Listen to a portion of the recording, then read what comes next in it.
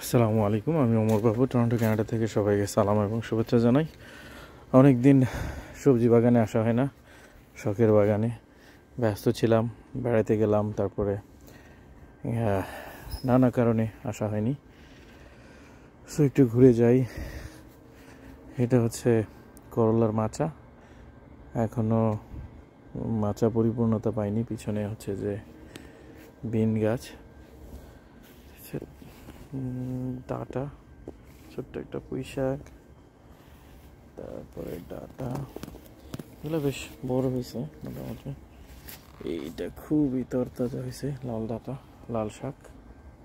এমনকি এই যে এইটা আমার প্রিয় একটা ডাটা, বেশ ভালো বড় হয়েছে আলহামদুলিল্লাহ। পিছনে অনেক ডাটা হয়েছে।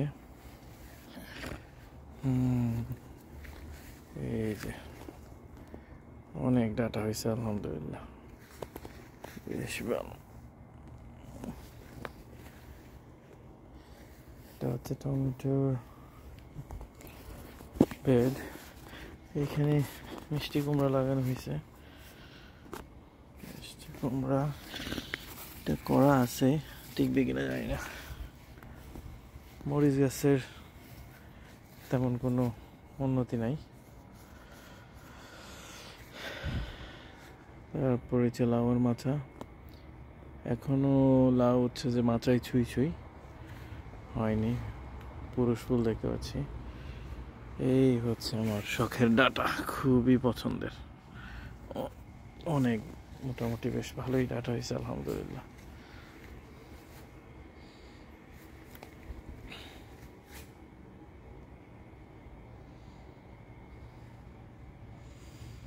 এগুলো থেকে কিছু উঠানো হবে আজকে।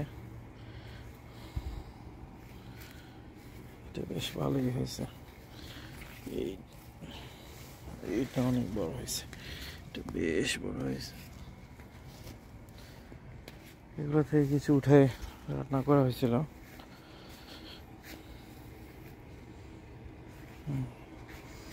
কিছু লাল শাক উঠানো হয়েছে, কিন্তু লাল শাকের পরিস্থিতি খুবই খারাপ। এটা হচ্ছে চাইনিজ পটল, অনেক হাজার হাজার লাখো লাখো ফুল আসছে, একদম ছোট ছোট পটল। এই যে পটল পটল ধরছে, এই হচ্ছে চাইনিজ পটল। সিমের মাচা, কিন্তু এই মাচা পর্যন্ত ওঠে নাই, এখনো হয়নি। এটা হচ্ছে পুঁই শাকের একটা বেড, পুঁই শাক, তারপর হচ্ছে যে বিন, ধনিয়া পাতা,